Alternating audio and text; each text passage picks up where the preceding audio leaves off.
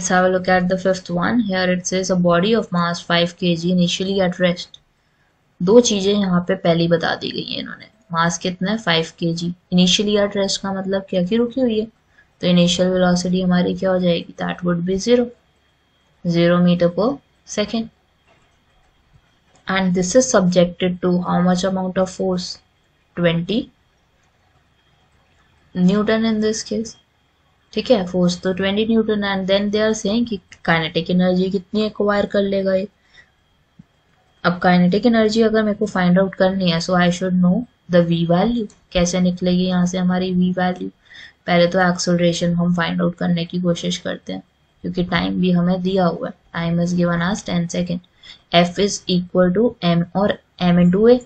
Force की जगह क्या पुट करोगे 20, m की जगह 5 और एक्सेलरेशन की आपकी वैल्यू आ जाएगी, that would be 20/5 which is 4 metre per second square as the acceleration. अब एक्सेलरेशन की बात हमारी 4 मीटर पर सेकेंड स्क्वायर है.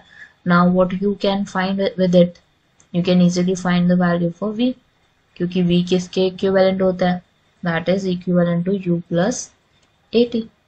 So v in this case is unknown, u in this case is 0, a और t आपका a into t क्या हो जाएगा, a is 4 and t is 10.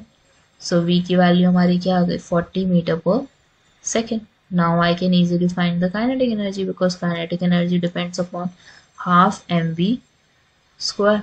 So half is there, mass की value आपकी 5 है, v आपके पास 40 है, and that two square of it. Half would be as it is 5 आने ही आना है. 40 का स्क्वायर है 1600.